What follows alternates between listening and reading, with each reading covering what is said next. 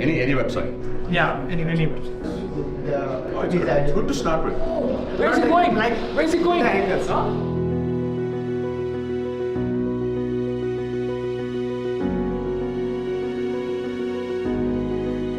India is a land of 1 billion people with 1 billion problems. Problems or opportunities, because when there's a problem is when you can actually solve something. We have something in the venture business where called nice to have and must have. You don't want to ever have nice to have solutions. You want to have must have solutions, right? We don't have enough doctors. We don't have enough nurses. We don't have enough hospitals. We don't have enough schools. What do we have enough of? People. You have to make it work. There's something called edge. Never lose that. Never, ever, ever get comfortable. The word is excellence. So it was just about excellence. You will all be able to build things. The question is, who's going to want this? So the number 1, number 2, number 3, number 4, number 5 thing you can do is talk to potential users. Google was the 9th search engine. It just worked, right? They just built a product that works. So build something useful and make the experience magical. You're 19 years old in an India that over the next 25 years is going to go through a boom the world has never seen.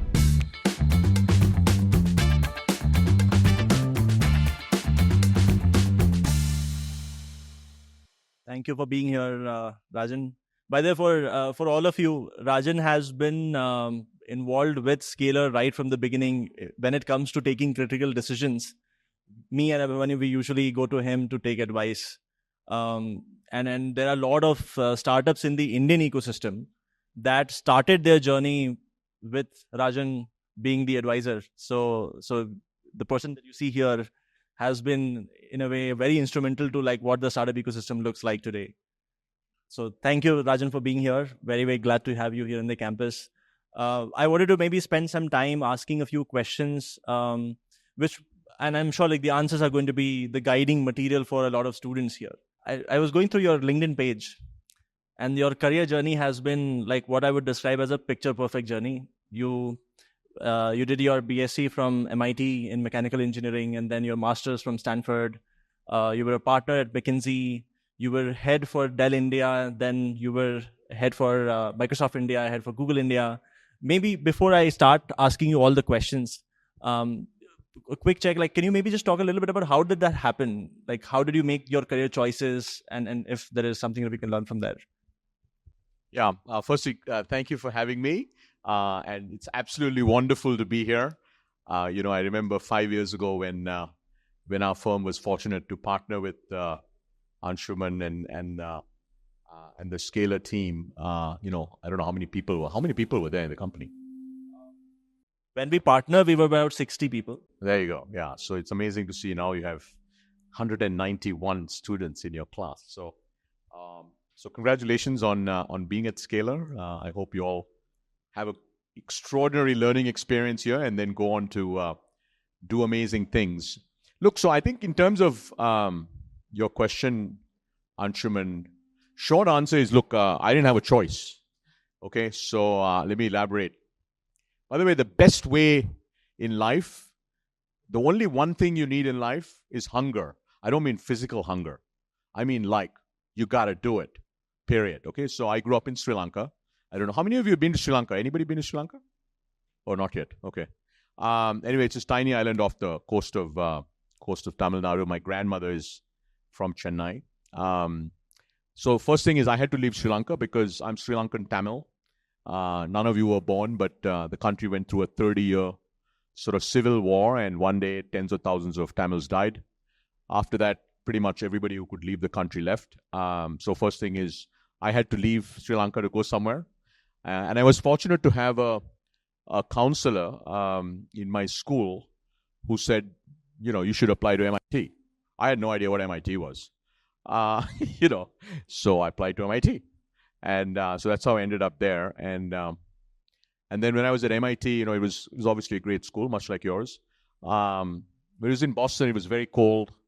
And so I said, look, for grad school, I wanted to go somewhere warm. And, literally that's what it was. That I said, like Stanford seemed like a good place. It was in California. So that's how I ended up there. And when when I got out of Stanford, I had to get a job because I couldn't remember. I had a one-way ticket. I could not go back to Sri Lanka, okay? Because at the time, the war was raging and there was just no way to go back. So I had to get a job. And I was a manufacturing systems. I did mechanical engineering undergrad, and then I did company called manufacturing systems, which is industrial engineering and mechanical combined. And Stanford, and I really wanted to work for a car company, right? So in the US has a bunch of companies that have all exited India, General Motors, Ford, companies like that. And I couldn't get a job with them because I was not a US citizen. And so I was like, shit, I gotta find a job. So what do I do? And there were only two kinds of professions where you could, like if you weren't a citizen, I mean, there were lots of things you could do, but there were two things that made sense, either investment banking or management consulting. And I didn't realize at the time, I assume some of you might end up going to investment banking. There's a lot of money to be made in investment banking, okay? Now, I didn't know that. So I ended up in consulting because I had to get a job. And I just happened to get an offer from McKinsey. So my whole life, I think, has been pretty much out of necessity, right? And that's just how it's happened. I mean, everything that I've done is, the reason I ended up at Peak 15, which is our firm was called Sequoia Capital, was I've known Shailendra for a long time. I angel invested in a company called Dhruva. I was their first angel. My partner Shailendra, who he's on your board now, right? Led the Series A in Dhruva. That's how I got to know Shailendra. And, we kept in touch and I got to know all the, most of our partners. And the reason I'm here is because Shailendra was launching Search. So we had lunch one day and he was like, hey, we're doing this Search thing. Do you want to come? And I was like, yeah, that sounds interesting. It's tough, right? Like I don't know for how many of you, I assume for many of you, right? Like you have to make it work. I think the best way to live life is to put yourself in a situation where you have to make it work. Now, by the way, you may be fortunate where you're not in that situation, which is good, by the way. Don't put yourself in that situation just to kind of prove a point. But for many of you who may be in that situation where, you have to make it work. And what I can tell all of you is that one thing, which is you have to make it work, you'll go really far. And never lose that, right? And there's something called edge. Edge is sort of that extra, I love one of your quotes, which is be 1% better every day. That's actually edge, Never lose that. Because if you just have that one thing, which is, that hunger that, at some point, it's not, by the way, it's not physically hunger. Can be. There's medicine for that now, I'm told. It's just drive, right? Just drive to do better. And for many of you, I don't know for how many of you, but for many of you, it might be, you just have to make it work. And just never lose that. Because what happens sometimes, it's very interesting. I look back at, my colleagues in all the various places I've been at, my peers, my students at MIT or Stanford or McKinsey. At some point, you just get very comfortable, right? So that's the other thing I'll probably tell you all is never, ever, ever get comfortable. Because the day that happens, you just stop. Just stop. You're not relevant anymore. And I'll just maybe extend more on what you said. We also see a very high correlation between taking ownership and just succeeding in life. If you are dependent on somebody else to push you to get the work done, then to be honest, you're going to struggle in life. But if you have the mindset that I am responsible for my outcomes, nobody has to come and tell me, as you said, like I have to get it to work, then you're going to do wonders in life no matter where you are. Just extending on that, Rajan, like you, I think worked with what happens to be the dream companies for many engineers, which is Microsoft and Google. When you look at engineers from Google or like techies from Google or Microsoft, what is one difference in mindset that you see with them, which you would also advise that these guys here should also have? Yeah. Well, I wasn't in the engineering team. I ran the business side of things, but I know lots of them. including my peers at the senior levels. I think at Google, both of those companies, right? I think the word is excellence. I think, by the way, it doesn't matter where you get your, I don't know whether you guys know this, like Google, you can get into Google, and I think Bhavik just mentioned that still goes on, at least when I left 5 years ago, right? I think about 10 years ago, they changed this policy where it didn't matter which degree, you actually didn't have to have a degrey to be a Google engineer, right? So it was just about excellence. And just real excellence, right? So if there's one word to characterize what they look for, it's just excellence. And I think it doesn't really matter whether it's Google or Microsoft or whatever you end up doing. Just focus on that thing. Just be excellent and strive for it. By the way, I find that's the other thing I find, right? So few people strive for excellence. Just strive for it. By the way, if you start off saying it's okay to be okay, you're just going to be okay. Isn't that an interesting idea? If you just say it's okay. It's okay to be okay. Well, you're just going to be okay. You're never going to be great. You are certainly not going to be excellent. So I think Google is about excellence, and what does that really mean? Like they give you tests, real world problems, and I think the very exciting thing about Scalar and the program that all of you are going through, you're the first class, right? By the way, you're going to have to do great things because you're the first class. It's always that first class. Some of them are getting nervous already. It's okay. It's not okay. It's not okay to be not okay. You know what I mean? You just gotta. I think the great thing about what you're going through is you'll be ready for that. By the way, I'm hoping many of you may decide not to go to a company like Google. That's totally cool. But like all of you should be able to get through it. In fact, I'd love to hear those of you that got accepted just said no. No, because, you just want to prove a point. I can do it. But, go do something else. That's cool. So you've heard him. All of you should be able to get into Google. 191 grads got into Google. By the way, it doesn't have to be Google. We can sort of expand the list, right? Google, Microsoft, Amazon, Meta, OpenAI. Like, what would be the top 10 companies? Flipkart? Would Flipkart be in that list, right? Yeah. The top 10 companies. Actually, maybe that's this list. The top 10 companies. And by the way, you don't have to go there, right? You may decide, I'm going to do a startup. Or you may decide, hey, I'm going to go get a master's. Or you may decide, hey, I'm going to run the family business. Totally cool. Or you may decide, look, I'm just going to be a freelancer and make a ton of money. That's cool too. Just elaborating on that. In fact, we do see a lot of students here who are very interested in building products for the world. One of the theses that we have here at Scalar School of Technology is that a lot of deep work or research done with the purpose that I have to build something which gets adoption is the real kind of research, because then you're solving a real world problem. Now, I think you might have already noticed that people are working on different kinds of ideas. Yeah, I spent time at your lab. Yeah. Rajan, I just, again, you've evaluated so many startups by this time. If you could probably give some framework to students here on how do you evaluate startups, how do you evaluate ideas, and how to go about executing, that's going to help them for the next 3 years that they have here at the campus. Yeah. By the way, it was great I don't know how many of you are here. Maybe they're still building. Are they all here? Oh, okay. Right. So it was great to see, I think, those of you that were, building various things. I love the new kind of fire department, which is the drones. Imagine there's a fire and you have all these drones, they swarm in and they put out the fire and go back and there's not a single human.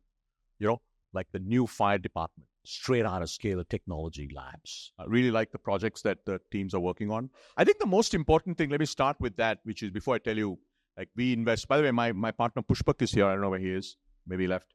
Oh, there he is. By the way, if you want to raise money, whenever you launch a company, call Pushpak. Pushpak, stand up Pushpak so they can see you. They'll track you down. Pushpak lives in Bangalore. What I was saying was, so build something that's very useful, right? Don't build tech for the sake of tech. Unless you're doing deep research, okay? That's different. If you're doing deep research, be very clear, and that's totally cool too. But if you're building sort of quote-unquote applied technology, right, where you're trying to build drones or AR, VR, I met the team that's doing the AR, VR, that's great. I was telling them, urban companies should pay them. But first, the product has to work. So I think build something that's very useful and make the experience magical, right? Because, if you can build, like, I don't know how many of you know this, but Google was the 9th search engine. Was not the first, was not the second, was not the third. It just worked. Before Google came along, web search, none of you were born, but web search was like impossible, right? They just built a product that works. So build something useful, make sure that it really, really works. It's a magical experience. Ideally, especially those of you that are working on these projects, or that, maybe over the next 3 years you'll work on projects, try to get paid for it. The acid test of whether somebody really values what you built or not is whether they pay you for it. Right? Think about it, right? Like, if you're going to pay somebody for if you're going to pay anything for something, that means you're going to value it, right? So I think that's those are just some thoughts. In terms of what we look for, we invest at various stages. We invest very early stages, before a single line of code is written.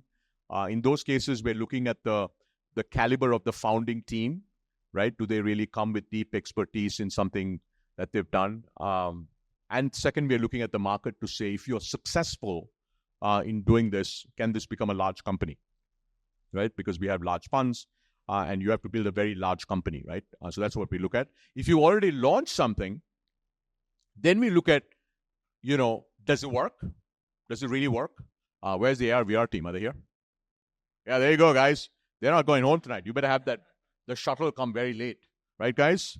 Maybe 4 a.m., 5 a.m., 6 a.m. tomorrow. It doesn't matter what it is. Just get it done, make it work. One of the things that is happening right now, Rajan, is that because of whatever is happening in the field of AI, the problem statements that could be solved with software engineering, that has suddenly expanded. There are a lot of problems which did not have, which required non-deterministic solutions, which can now be addressed via AI. So I think my question is around the discovery of problem statements that these students go and solve. As you said, it has to have a real need in the world. But how should they go about evaluating whether this can become a large enough product, whether the consumer actually needs it? Are there any steps you would recommend that they should take, or any habits that you've seen founders have? I think talking to potential customers or potential users of your product, right? I think as technologists, and all of you are technologists, or you will be, it's very easy to build things. Technologists love to build things, by the way. You let them hack and they'll, all of you will go and build whatever, you have lots of ideas, okay? The question is, who's going to want this? So the number 1, number 2, number 3, number 4, number 5 thing you can do is talk to potential users, right? And ask them, is this useful? And that's where, by the way, you don't have to sort of have them pay for it upfront, but this idea that if somebody is willing to pay for it, right? So let's take the example of the new firefighting force, the drone-based firefighting force, okay? So let's just say the drones, I'm told they work. They got, let's say, okay, the drones all work. You've got the whole fleet now going. I know there's only one drone, but eventually there'll be a fleet of drones. You should meet the fire department of Bangalore. That's the acid test. And say, hey, we built a new kind of firefighting force. They're drones. They'll be like, what are you talking about? Then you go to the next fire department. They'll say, what are you talking about? Then you go to the next fire department. They'll say, what are you talking about? Now you're in fire department 82. They'll say, what are you talking about? Now you go to another 100 discussions. Now you've gone to Bihar. Okay? You've gone to Karnataka, you've gone to Tamil Nadu, you've gone to Andhra, you've gone to Telangana, you've gone to Maharashtra, all knows. Until you find a fire department that says, yeah, this is a great idea. So I think it's this idea of talking to potential customers or users, can be consumers. Like I was with the computer vision based driving, right? Okay, what's the use case? Okay, if it's a gaming use case, first get it to work really, really well, right? It's a pretty slick product today. Tech today, can get better. But then let's go find some game developers that are willing to build it into their game, because until they build it into the game, you haven't really put it in the market. You can't really put it out there, right? Or you can say you're going to build your own game. That's a different kind of game. But somehow I think the most important thing, Anshuman, is really the only important, because you all will all, given the the academic training you're going through and what you're learning, you will all be able to build things. Now, how good will it be? That'll depend a lot on your technical skills. Okay, how deep are you with your skills? I think whether you build something useful, it will really boil down to, does anybody want this? Yeah, basics. And to be honest, like all engineers, they hesitate from talking to consumers. So if you want to build a successful company, I think you'll have to break out of that shell and talk to your consumers, even though it takes a lot of rejections. And rejections feel bad, to be very honest. But you have to go through the grind to make a successful product. AR VR one is very interesting, right? Like you have Urban Company that's partnered with this team to do that, right? So once you guys get it to work, you should go to Urban Company, say we want a meeting with Abhiraj. Okay, Abhiraj is the CEO, Abhiraj, the founders. And now say, look, this is how it works. Give them the demo. And then you say, hey, look, we want to do this for every category. It's 1 crore. There's one more thing, I don't know whether you guys know, but Rajan has also been the voice of the startup ecosystem to the Indian government in certain ways, right? And like there has been an effort that has been ongoing to bridge the gap between what the ecosystem needs versus what exists in the ecosystem. Rajan, like a couple of things there. One is when people are building products for India, what are key problem statements that are priority for the Indian government, which maybe the students could contribute towards? And the second part is when it comes to talent, what is important for the startup ecosystem that you see as of today, which maybe these guys can evolve into and then help the startup ecosystem?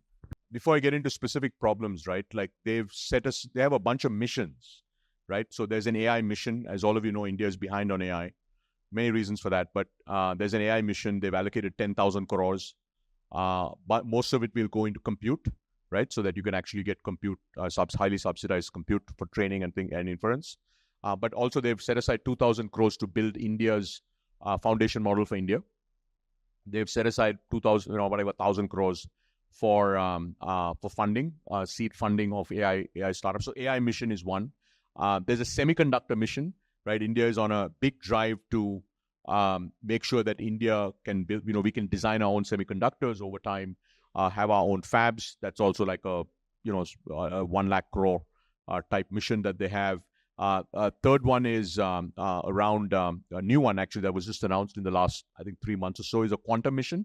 So there's 6,000 crores in a quantum mission. And by the way, a lot of this capital will go into a mix of research, infrastructure, funding, right? That's where the capital go in and so on, right? So for instance, defense, IDEX, which is part of India's defense forces, was created to encourage innovation in defense because Indian government wants to buy, most critical defense technology from Indian startups, and the list goes on. So in 2015, which was 9 years ago, India was not in the top 100 countries on digital payments. Okay, today India is number one. India today accounts for 48% of global real-time payments. Happens in India, right? So, it's very interesting. If you today look at Zomato and compare it to DoorDash on just app performance, Zomato is better, right? Blinkit, I guess here you have Swiggy's Instamart. What is it called? Okay. Anyway, the 10-minute delivery service, right? India is the only country where we have figured out how to make it work. So, there are some bunch of spaces where India is really now world class, but there are these deep tech areas, right? Whether it's AI, whether it's semiconductors, whether it's quantum, and so on and so forth, where we are lagging. So what the Indian government wants to do over the next 10, 20, 30 years is really catch up. So it takes telecom infrastructure. Okay, so there's an entire mission now focused on 6G. We have the most advanced telecom data networks in the world now, by far the lowest cost. By the way, so the amount of mobile data consumed in India today is higher than the mobile data consumed in China and the US combined. I mean, it's a staggering stat, okay? Now, there are two reasons for that. The primary reason is because our cost of data is 1/10 the US and 1/5 China. China is actually quite expensive on data, right? So that's one, but the other one is we don't have landline. So both the US and China have landline, right? So China, most homes actually in urban China have landlines to their house. So they have like fixed broadband. We don't have fixed broadband. So it's not a fair comparison, but you get the idea. But although we are the best telecom networks, we didn't invent the technology, right? 4G. And in 5G, we have a shot because Huawei is being banned around the world because of the geopolitics. And India has some 5G technology. But the government is very clear that in 6G, we want to win, right? So, so there's a whole mission around mission around 60. So those are the things that the government cares about. I think for all of you, you should find out, Kerala has been very good at, by the way, the drone team, you should get to the Kerala Fire Department. Because most local, what do they call, municipalities, they put out challenges. Yeah, like real challenges, So I don't know whether you guys are familiar with a company called Gen Robotics. Before I joined Peak 15, I used to angel invest a lot. So it's one of the companies, and Gen Robotics basically built robots. So those of you that I know, they've met one of the teams that's building robots. Gen Robotics builds robots that basically clean sewers. Okay, so there are about 3 million scavengers, right? These are Indians who have to actually do the scavenging work, right? Go out, clean these manholes and things. It's so toxic to humans that many of them don't live beyond the age of 32. It's really sad, actually. And so all their families suffer and so on and so forth. So what this team did, they were actually students. They were like you. They started building these robots. They built these giant robots. Anyway, they had a challenge from one of the municipalities to build robots that could do this scavenging, okay? So what they've done is they built this robot. It's still operated by a human, where the robot, it goes into the manhole. It uses computer vision and arms to clean the manhole. Then it brings it out, puts it out, and now the human is safe. So you save the human still has a job because, it's an assisted robot. So anyway, my point is that in Kerala, there are hundreds of these challenges, right? So in terms of specific problems, it'll be interesting for you all to find out, actually, in Karnataka, right? Have they gone down that path? That's number one. And number two, most ministries now put out these challenges. So those of you that have an interest in defense, for instance, right? Computer vision, robotics, sensors, things like that. IDEX puts out challenges. And some of these challenges are pretty real. So now with a 5 lakh grant, then it went to a 25 lakh grant. Now the top grant used to be 5 crores. Now the top grant, Anshuman, for an IDEX challenge for one company is 25 crores. Right? So it's like serious money where, of course, these are these are big problems that you have to solve, right? So I'd say, you all should, especially once you've got the foundation, you build the skill sets, you want to start building stuff. It's an interesting way to address the first thing we talked about, which is build something people want, right? Because these challenges are thrown because, it's a problem that the government or a municipality or a fire department or a water department is trying to solve. Actually, that's very interesting because we'll go and research more on some of these challenges that you said along with IDEC. But my next question was exactly on the same line, right? Like the one of the goals with SST for us is how do we make sure that all key problem statement that exists for the nation today, we expose our students to some of those key deep tech problem statements. They might build something, but even if they don't build something, they end up becoming a talent that is useful for the ecosystem. So the next question is not an advice for the students, but rather for us.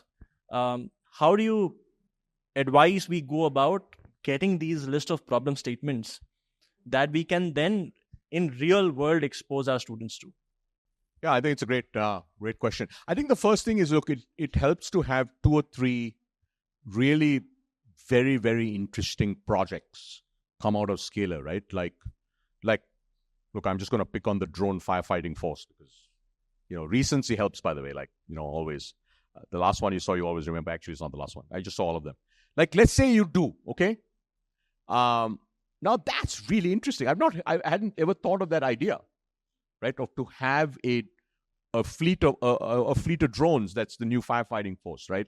Or let's say you guys AR VR has been looking for use cases, right? So let's say the team that's working on AR VR really nails it in terms of interior, partners with urban company. They're trying to do all this really cool stuff. So I would try. The first thing I would do is I would try to find 2 or 3 projects, and that you should leverage your networks, right?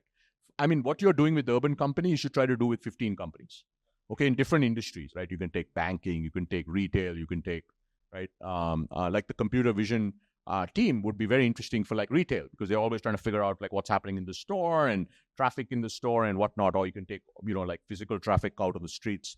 So I would try to find maybe a mix, a large, let's say 10 urban companies. So one is, I think the goal for the next, let's say, year, right, is Forbes should write a story about Scalar technology and the 3 teams from Scalar Tech. Amazing. Okay, that's number one. Now that's interesting because then every CEO will read that and they'll say, oh, what is this scalar technology? Go figure out these guys and let's go get some of those students to work on our projects. Okay, that's number one. I think number two is maybe get like 10 or 15 companies like Urban Company that are interested in having students, technical students, solve problems for them. Look, I mean, the great thing is, which company will say no, right? Especially if they don't have to pay. Now, next step is once you build something, go get paid for it. I mean, students, right?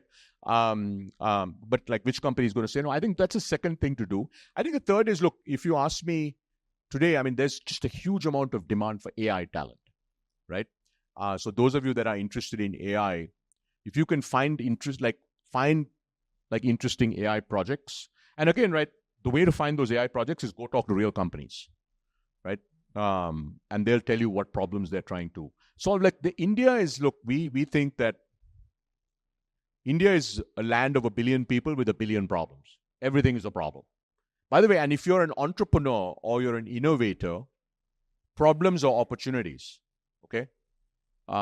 Problems are opportunities because when there's a problem is when you can actually solve something, right? Otherwise, you're building something. We have something in the venture business where we call nice to have and must have. You don't want to ever have nice to have solution. You want to have must have solutions, right? We don't have enough doctors. We don't have enough nurses. We don't have enough hospitals. We don't have enough schools. We don't have enough roads. We don't have enough ports. We don't have enough airports. We don't have enough hotels. I mean, like, what do we have enough of? People. Right? Like, we have 1.4 billion people. But we don't have enough jobs. Right? So, except for having 1.4, so I think this is a great opportunity because, I mean, think about it, right? We don't have, we have 5,000 engineering schools, but we don't have enough high-quality schools. I mean, it's a crazy idea. Like, you have 5,000 engineering schools, and we don't have enough high-quality engineering universities, right? That's, remarkable. I mean, think about it, right? Like, I don't know how many of you know this. You guys know what the population of China is? Anybody know? Population of China. What's the population of India? 1.4 billion. What's the population of China? Sorry? Don't do Google search. I see some of you pointing down, okay? Yeah, about 1 point. Basically, 2 years ago, I think, was the first year where the Chinese population started declining, right? 2 years ago, India's population surpassed China. Here's an interesting data point for you, okay? Well, firstly, almost all developed countries that don't open up to immigration will basically be aged completely, which means they won't have any people to do the work. Okay? Now, that's an interesting opportunity because we are 1.4 billion people and they're all very young. But let's take China, okay? China is the second most populous country in the world right now. By 2075, China's population will be half of India. That's actually a World Bank report. Given the advances in healthcare, okay, and life sciences, I have good news and bad news for you. If you just take care of yourself and you're a little lucky, meaning the driverless car that you're driving 10 years from now just doesn't go crazy, you will all live to be 100 years old, okay? The world is going to be, like the US, by the way, there are many reasons the US continues to be the largest economy and will be, because they've opened up to immigration, right? Like most of Western Europe has not, Japan has not. Australia, for instance, is now opening it up, right? So I think the exciting thing, Anshuman, is, especially for technologists, is there is no shortage of problems, whether it's in India or around the world. But I think what you all should do as you start building is solve something that is useful that ideally somebody will pay for. And go, I'll keep coming back to this. The single biggest trap you'll fall into is you'll think this is really cool what you're building. Like, who's going to use it? Rajan, thank you again for all of your advice. Maybe just to wrap it up, if you could share some word of advice for these guys as they look into the future. What should they do? How should they succeed in life? Maybe you could share that. Yeah, I think I'll be able to tell you 20 years from now how to succeed in life. I'm just starting. Like, there are 2 or 3 things, right? I think one is just strive for excellence. You just follow that one thing. Really strive for excellence, okay? Don't ever say it's okay. And by the way, you should say it's okay when you're empathizing with somebody. If your friend just had a really bad time, you can't say, strive for excellence, my friend. No, that's not a good idea. I don't mean by that. I think you know what I mean, right? Like, that one thing, that strive for excellence. Right? It means simple things, show up on time, always be prepared, attend classes. I think that's one. I think second, look, all of you will have times when you will fail miserably, okay? I have failed more times. I mean, yes, I know on my LinkedIn, there are a bunch of cool companies, but I have failed more times than I can remember. Like really bad failures, okay? So for instance, when I was at McKinsey, I just made partner and I was running this was like before you guys were born, right? The first wave of the big internet boom. In the late 90s, I built the McKinsey internet practice in Chicago, right? I hired 300 people, including a bunch of CIOs, CTOs from companies like Cisco, whatever. And then March of 2000, the whole thing just collapsed, okay? I had to let go like almost everybody except 10. The 10 people I could repurpose into our mainstream business. I mean, that was a complete disaster because like, I went from like having this hugely fast-growing business to like complete disaster, right? So I think the second thing is, look, keep in mind that you will fail. I think the thing you have to learn is how you're going to wake up the next day, accept that you failed, learn from it, and move on. Because what will happen to some of you is you could be 21, you could be 25, maybe the first time it happens, you're 30. It'll certainly happen before you're 30, the next decade, okay? Otherwise, you're just not striving for excellence. You've got to say, just remember this day.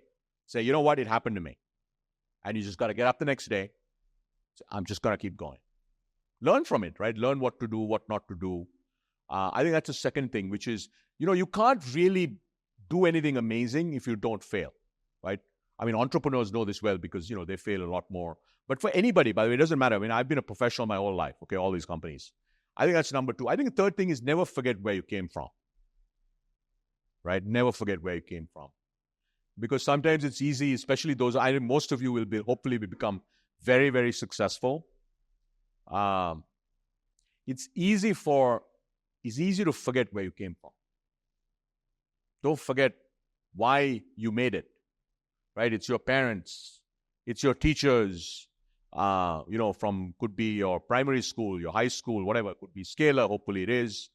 It could be the friends that you're with, right? Because it's easy to, I find that too many people just forget where they came from. Now, by the way, that's the last thing I'll end with is, it's tied to don't forget just be grateful. Look, I have a simple philosophy, okay? Every single day that you're alive, you're winning. You wake up in the morning, you wake up, your eyes open, you're able to breathe. It's a new day. There is a different way that day starts, right? I mean, this is kind of a morbid thought. But there is a different way that day starts. Your eyes don't open. You're unable to breathe. That's plan B.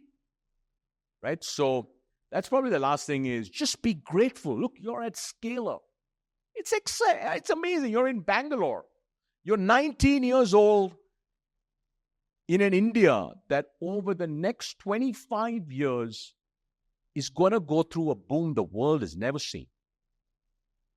I mean, it's extraordinary.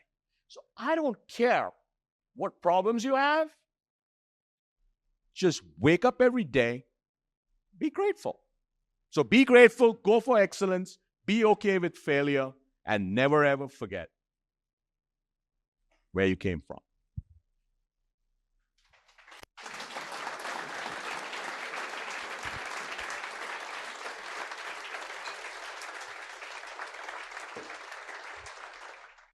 Thank you, Rajan, again, like very, very energetic as always.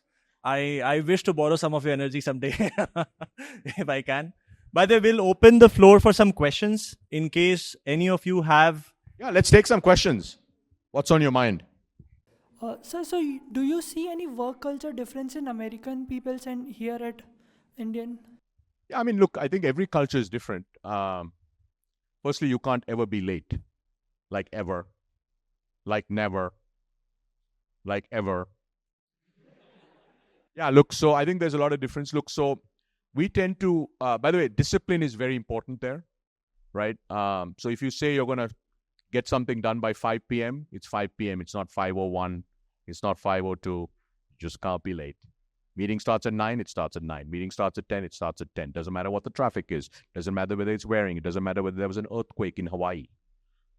Because somebody, the other day somebody said there was an earthquake in Pakistan. I'm like, so? I mean, like, you're sitting in Delhi, no? Last thing I did, like, the whole ground didn't shake and the building didn't collapse.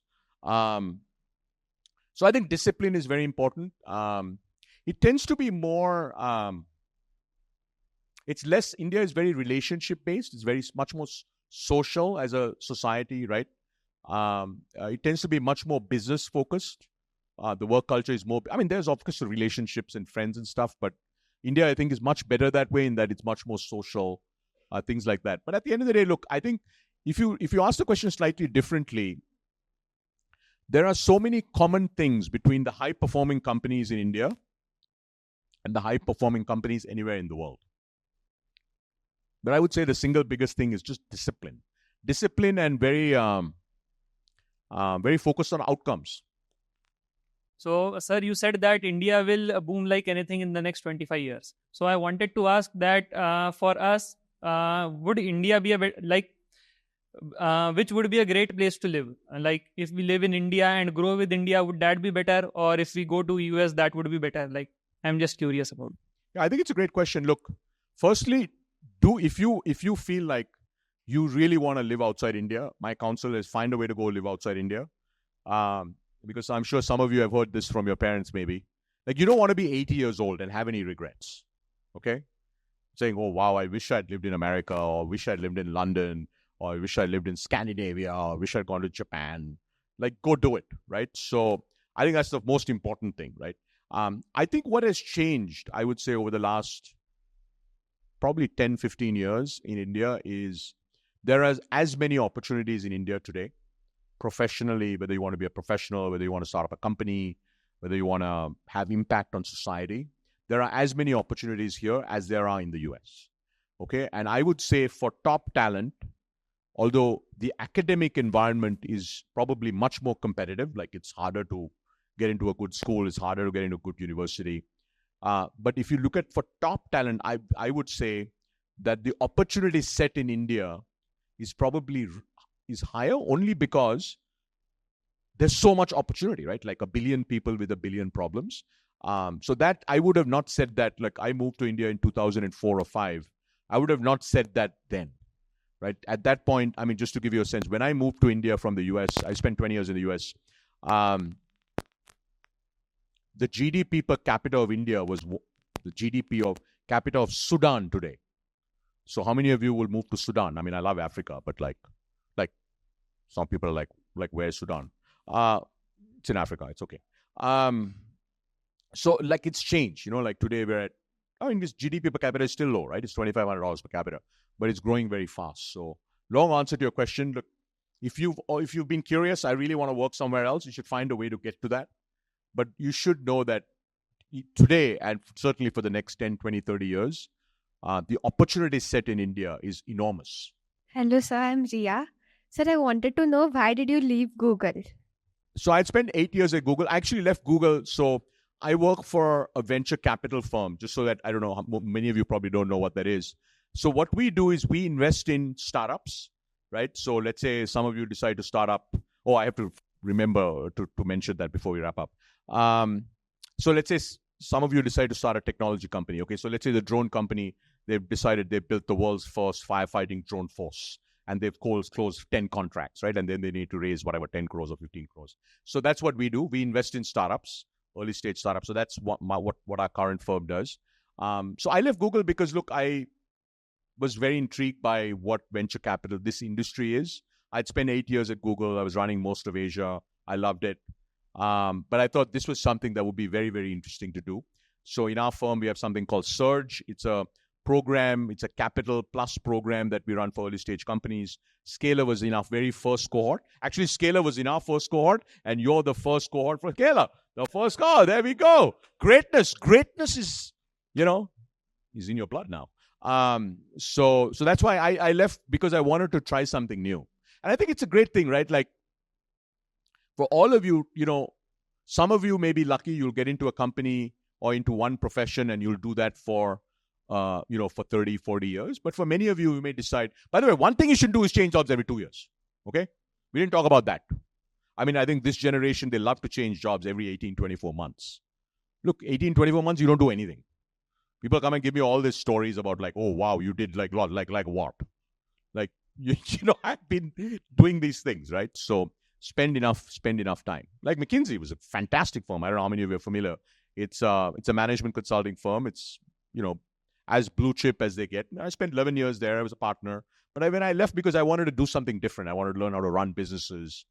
So that's when I left. So, long answer to your question. Hello, sir. I'm Shivam. And I want to ask you that how do you have that attitude that things will work in the future, and how to deal with that fear that things might not work? Oh, great question. Well, firstly, try to live day by day. If you adopt you should try this tomorrow, okay? First thing you wake up in the morning, say, oh my God, I'm alive. No, but just think about this, okay? The reason I do this is because when I was actually 5 or 7 years younger than all of you, I almost died one day. I mean, like literally 10,000 Sri Lankans died one day, okay? People in front of me were dying, people behind me were dying. I'm like, shit, this could happen, So one, you wake up and say, today is the day. And then second, try to focus on the now. I think too many people try to focus on things that they can't control. What is it that each of you can control, okay?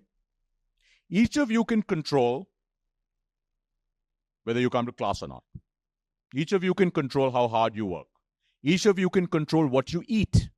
Because if you eat crap, you'll be crap. Your health will be crap.